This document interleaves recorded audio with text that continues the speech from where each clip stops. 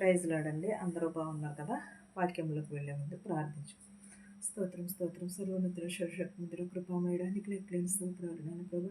వినిచిన వారికి చూచిన వారికి ప్రతి ఒక్కరికి రక్షణ భాగ్యం దయచేయమని అడుగుచున్నాను నాయన ప్రభా. వాక్యం ఏడలా మీరు నన్ను ప్రభా వాక్యంలో మీరు నడిపించమని అడుగుచున్నాను నాయన ప్రభా. వినిచిన వారికి చూచిన వారికి ప్రతి ఒక్కరికి రక్షణ భాగ్యం దయచే ప్రభా. మారు మనసు దయచే ప్రభా. విరిగి నలిగిన హృదయం దయచేయమని అడుగుచున్నాను ప్రభా. నా ప్రార్థనను అంగీకరించమని యేసునామములో బ్రతిమలు వేడుకొంచున్నాను తండ్రి. ఆమేన్. 2 కొరింథీయులకు 2వ అధ్యాయము 3 నుంచి కొన్ని వచనాలు ఇలాగ రాయబడి ఉన్నవండి. నేను వచ్చినప్పుడు ఎవరి వలన నేను సంతోషము పొందదగితునో వారి వలన నాకు దుఃఖము కలుగకుండా వలెనని ఈ సంగతి మీకు వ్రాసి తిని, మరియు నా సంతోషము మీ అందరి సంతోషమే అని మీ అందరి యందు నమ్మిక కలిగి ఇలాగ వ్రాసి తిని. ఎవరి యందు నేను వచ్చినప్పుడు, ఎవరి యందు మనము కొత్తగా ఎవరన్నా వచ్చారనుకో వారిని చాలా బాగా చూస్తాం. వాళ్ళని చాలా బాగా చూసి వాళ్ళకి అన్నీ తెలిసేలాగా చేస్తాం. తెలిసిన తర్వాత వాళ్ళు మనల్ని ఏం చేస్తారు? మనల మీదకే తిరుగుబాటు చేస్తూ ఉంటారు. అలాగే ఇవన్నీ నేను వచ్చినప్పుడు ఎవరి యందు సంతోషించుతునో వారి యందు నేను సంతోషము కలుగు తిని అని అంటున్నాడు. కలుగ చేసి తిని. అందుని బట్టి ఈ నిమిషమును నేను ఈ ఈ సంగతి నేను వ్రాయుచున్నాను అని అంటున్నాడు. వారి వలనే నాకు దుఃఖము కలుగవలెనని ఈ సంగతి మీకు వ్రాసి తిని అని అడుగుచున్నాను. నా సంతోషము మీ అందరి సంతోషమే కదా. మీ అందరి సంతోషము నమ్మిక ఉంచి ఇలాగూ వ్రాసి తిని అన్నాడు.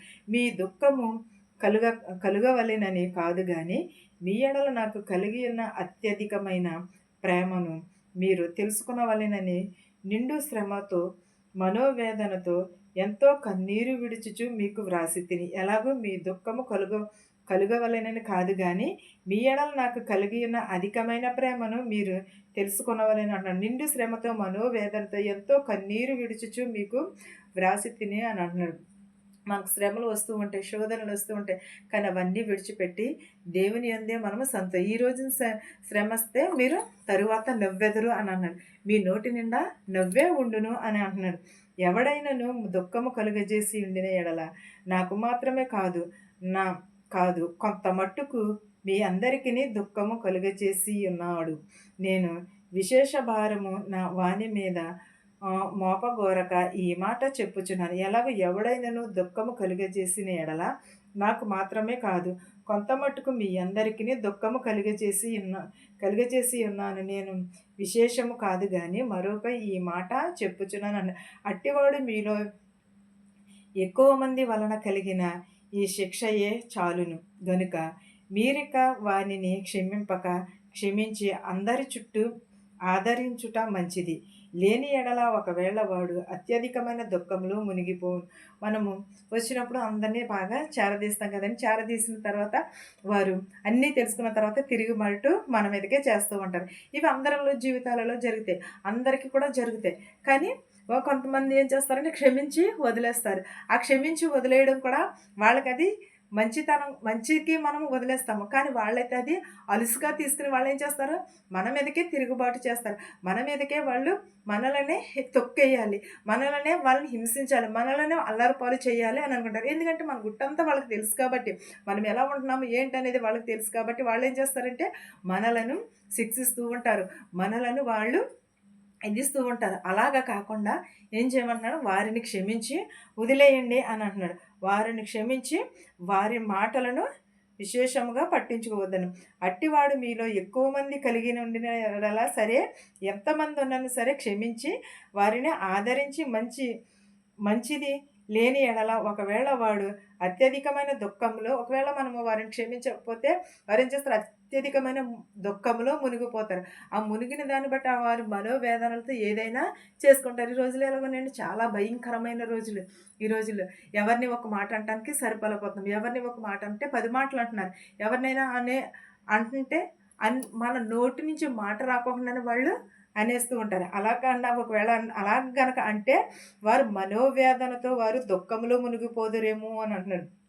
కావున వాని ఎడల నీ ప్రేమను స్థిరపరచబడవలెనని బడచవలనని మిమ్మును బతిమాలుకొనుచున్నాను. ఎలాగో కావున వాని ఎడల నీ ప్రేమ దేవుడు నిన్ను వలె నీ పొరుగు వారిని ప్రేమింపవలెను.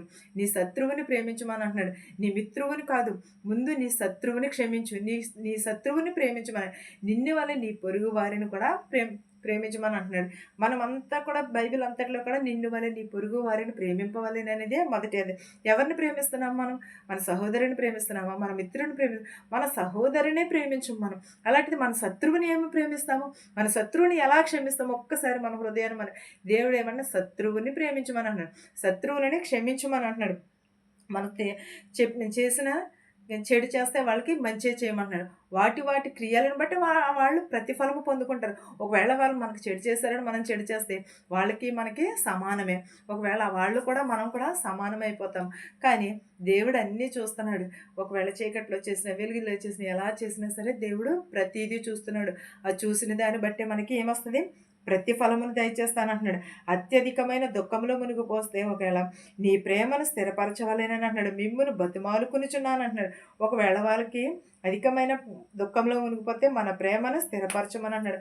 మనలను బ్రతిమాలుకుని మీరన్ని విషయముల యందు విధేయులై ఉన్నారేమో అని యోగ్యత తెలుసుకున్నటకై కదా పూర్వము వ్రాసి తిని, మీరు దేనిని గూర్చి అయినను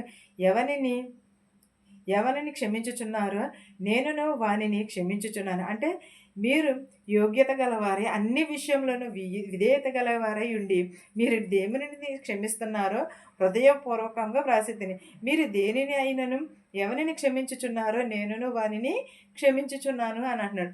మనం క్షమిస్తే దేవుడు కూడా క్షమిస్తాను. దేవుడు కూడా అడిగాను, మనం చేసిన పాపములనన్నిటిని కూడా క్షమించాడు. పశ్చాత్తాపడమన్నాడు. దేవుని ఎదుట పశ్చాత్తాపడి మోకరించి ప్రార్థన చేయమన్నాడు. మన హృదయమును శుద్ధి చేసుకోమన్నాడు. మీరు క్షమించిన ఎడల నేనును కూడా వానిని క్షమిస్తానంటున్నాడు. నేనేమైనాను క్షమించి ఉంటే సాతాను మనలను మోసపరచకుండానట్లు మీరు మీ నిమిత్తము క్రీస్తు సమూహమునందు క్షమించి ఉన్నాను. సాతాను తంత్రములను మనము ఎరిగిన వారము కాము. ఎలాగో మీరు నేనేమైనాను క్షమించి ఉంటే సాతాను మనలను మోసపుచ్చకుండునట్లు మీ నిమిత్తము క్రీస్తు సమూహములను క్షమించుడి. సాతాను సంత తంత్రములను సాతాను తంత్రములు ఎవరికి తెలుసు? ఎవరికి కూడా తెలియదు. సాతాను ఎలా ఉంటుంది? లూసిఫర్ సాతాను. కానీ అది ఎలా ఉంటుంది, ఎలా వస్తుంది అనేది మనకి తెలియదు. ఒకవేళ మనం శత్రువుని క్షమిస్తే దేవుడు కూడా మనలను క్షమిస్తాడు. మనకుంటాక మీ అపరాధములను క్షమించిన ఎడల, మీ రుణములను క్షమించిన ఎడల, మా రుణములను మేము కూడా వారిని క్షమింపవలెను అని ఉంటుంది. అలాగే మనం క్షమిస్తే దేవుడు కూడా క్షమిస్తాడు. మనం ఎదుటి వారిని ప్రేమిస్తే మనల్ని కూడా దేవుడు ప్రేమిస్తాడు. మన శత్రువుని మిత్రువుని ప్రేమించమన్నాడు. ధనమున్నవారు కదా, లేబర్ని ప్రేమించి, తల్లిదండ్రులు లేని వారిని, అనాథులని దేవుడు సేరదీయమన్నాడు. అనాథులను ప్రేమించమని అంటున్నాడు. అనాథులకు ఆశ్రయం ఇవ్వమంటున్నాడు.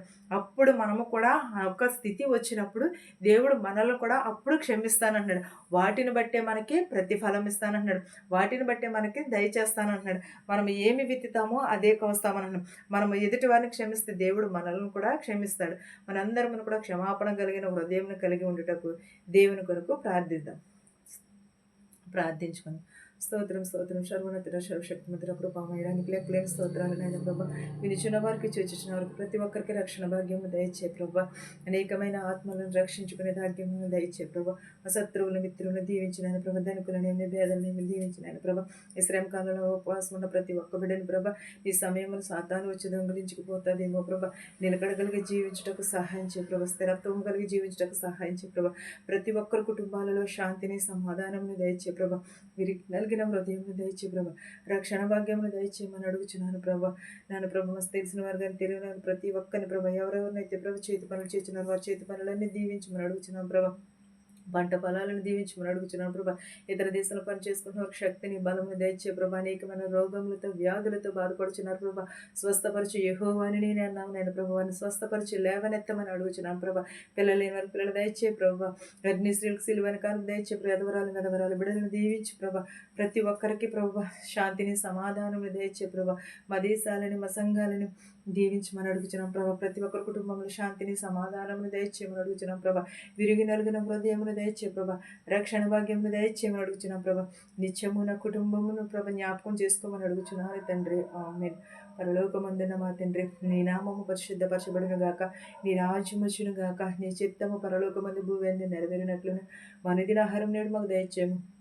మరణస్త్రను మేము క్షమించిన ప్రకారము మరణమును క్షమించము. దుష్టు నుండి శోధన నుండి తప్పించము. రాజ్యమును శక్తియు మహిమయు నిరంతరము నీవై ఉన్నావు మా తండ్రి. ఆమేన్. చూచుచున్న వారికి వినిచిన వారికి నా కుటుంబమునకు సదాకాలము నీ కృపతోడయుండును గాక. ఆమేన్. అందరికీ వందనాలు.